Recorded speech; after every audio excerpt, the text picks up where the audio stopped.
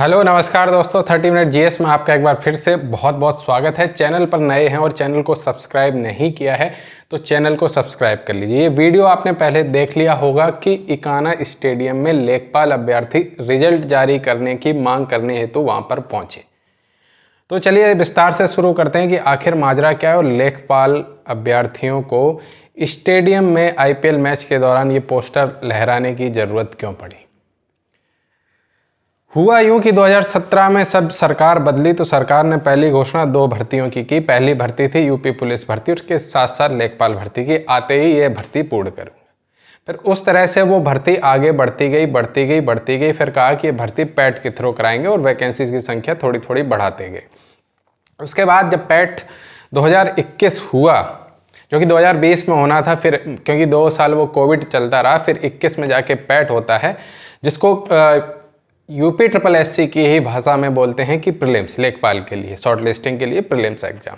तो 2021 वाली भर्ती पूरी होते होते यहाँ पर इसका 2022 में आपका एग्जाम होता है। अब उस एग्जाम को हुए भी महीने हो गए हैं, 9 महीने से ज़्यादा का समय हो गया है। यानी कि अगर सही मायने में देखें तो 2021 से 2023 हो चुकी है। परीक्षा होती है, घोषणाओं को छोड़ दीजिए। तो ये समस्या आती है और कहा गया था कि पीईटी यानी कि पैट का एग्जाम कराएंगे तो इससे जो भर्ती प्रक्रिया है वो तेज होगी, लेकिन ऐसा हुआ नहीं। फिर भी अगर आप कहेंगे कि ये एक कई सस्ता पॉपुलैरिटी स्टंट तो नहीं है, तो जी नहीं, ये इसलिए नहीं है, मैं आपको बताता हूँ। अभ्यर्थियों ने सबसे पहले अपने जिला स्तर पर जनप्रतिनिधियों से यानी कि विधायक सांसदों से मिलने का प्रयास किया, आयोग के सचिव जी से मिलने का प्रयास किया।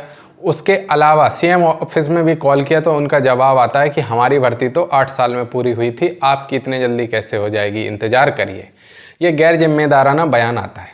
दूसरी बात, मीडिया से कांटेक्ट करने का प्रयास किया तो बहुत कम लोगों ने सपोर्ट किया। सब आरिफ के सारस में बिजी थे और आरिफ के सारस से निकलते वहाँ से आगे बढ़ते हैं तब तक के इम्पॉर्टेंट बात यह है कि गुड्डू मुस्लिम ठाएं वहाँ, और अब शाइस्ता प्रवीण, और अब आगे देखिए कुछ ना कुछ इनको मिलता जाएगा। क्योंकि ना पक्ष ना विपक्ष ना मीडिया, ये कोई स्टूडेंट की बात सुनने को तैयार ही नहीं है। क्यों नहीं है? व्यूअरशिप नहीं आती। स्टूडेंट से क्या व्यूअरशिप आएगी? मसाला नहीं है। तो इसलिए लेखपाल अभ्यर्थियों ने सोचा क्यों ना मसाला दिया जाए। तो ये मसाला है, अब छापेंगे आप लोग भी। और मसाला से सिर्फ हमें अटेंशन चाहिए, और अटेंशन पॉपुलैरिटी वाली नहीं चाहिए, हमें हमारा रिजल्ट चाहिए, इसलिए अटेंशन चाहिए। ये लेखपाल अभ्यर्थियों का कहना है। दूसरी बात, एक अभ्यर्थी और पिछली बार इस तरह के पोस्टर लेके गया था, तो कई लोगों ने आरोप लगाया कि ये कैसे अभ्यर्थी हैं जिनके पास इतना पैसा आईपीएल देखने के लिए जाते हैं। तो मुझे जहाँ तक जानकारी है कि ये जो अभ्यर्थी गए थे ये भी चंदे के पैसे से गए थे। और दूसरी बात, अब ये अभ्यर्थी क्यों गए, पेशेंस क्यों नहीं है। और चंदा भी किसी ने 50 दिया, किसी ने 20, किसी ने 100, जिस पे जितने हुए वो दिए कि भाई आप लोग चले जाइए, हमारी मांग रख दीजिए। तो एक तरह से ये कलेक्टिव एफर्ट है, थोड़ा थोड़ा करके, क्योंकि हैं तो सारे बेरोजगार ही। दूसरी बात, ये गए क्यों? एक 100 दिन में भर्ती पूरी किए जाने का वादा किया गया था एग्जाम के बाद। दूसरा, इसमें सचिव जी ने कहा था पहले तो अक्टूबर नवंबर करते गए, फिर दिसंबर, फिर जनवरी, फिर कहा फरवरी तक आपका रिजल्ट जारी हो जाएगा। फिर उसके बाद और डेट आगे बढ़ती गई। फिर नया बहाना मिलने लगा रिट पड़ी हुई है, इसलिए ऐसा हो रहा है। तो रिट का बहाना होता गया। और ये देखिए, आपको एक बेहतरीन बात बताते हैं कि आयोग अभ्यर्थियों से कह रहा है कि आप लोग रिट खत्म कर लीजिए, हम रिजल्ट जारी कर देंगे। रेट खत्म कराने का काम तो आयोग का है ना, कि अभ्यर्थियों का काम है। तो एग्जाम भी हम ही कंडक्ट करा लें, रिजल्ट भी हम ही जारी कर दें, आप इसमें इतना कष्ट क्यों कर रहे हैं? उसके बाद रेट में भी जो इलाहाबाद बेंच में रेट हुई उनकी सुनवाई भी हो गई, सारी समाप्त हो गई। दूसरी बात, रेट वाला मुद्दा ही नहीं है। कई भर्तियां उत्तर प्रदेश में हैं, शिक्षक भर्ती है और पुलिस भर्ती है, जो रिट के अधीन करके दे दी गई हैं। बाकी जो रिटधारी उनको याची लाभ दे दिया जाएगा रिजल्ट के बाद, इस तरह की प्रक्रिया। तो ये प्रथम दृष्टया आपको साफ साफ बहाना लगता है। दूसरी बात, जो लखनऊ बेंच थी उसमें रिट का ना कोई स्टेटस है, उसमें न्यायालय भी उतना ही जिम्मेदार है जितने ये पक्ष वाले और आयोग जिम्मेदार है। फिर यहाँ पर विपक्ष भी अछूता नहीं छूटता है, क्योंकि उन्होंने भी कोई मुद्दा नहीं उठाए। उनके लिए भी वही मुद्दा है, सारस को आरिफ से मिला दो, आरिफ को सारस से मिला दो, स्टूडेंट को वैकेंसी से ना मिलाओ, वैकेंसी को स्टूडेंट से ना मिलाओ।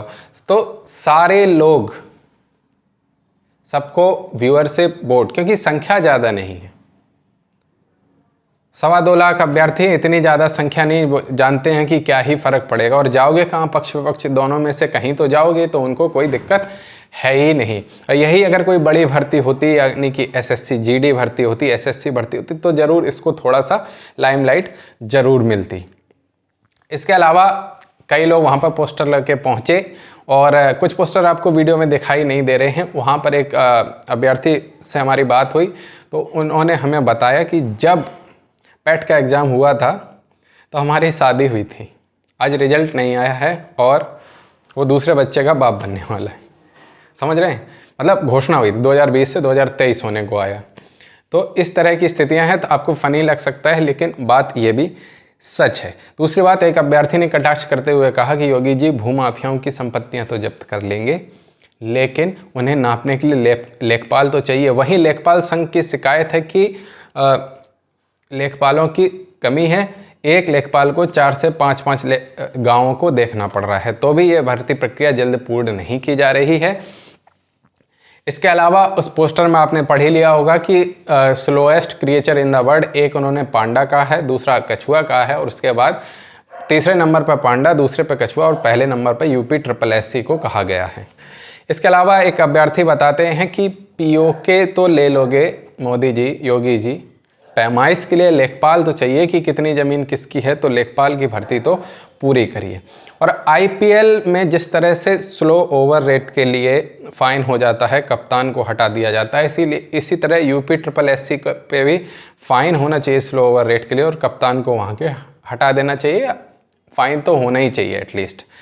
और अब रेट क्या कह रहे हैं, रेट एक तरह से DRS है, तो DRS भी 15 सेकंड में लेना होता है। तो जो रिट डाले हुए हैं उनसे अभ्यर्थियों का अनुरोध है कि अगर आपकी सुनवाई नहीं हो रही है तो अब आप रिट वापस ले लीजिए। हालांकि इस अपील का भी फ़र्क पड़ा है, मैक्सिमम रिटें अब वापस ली जाने लगी हैं।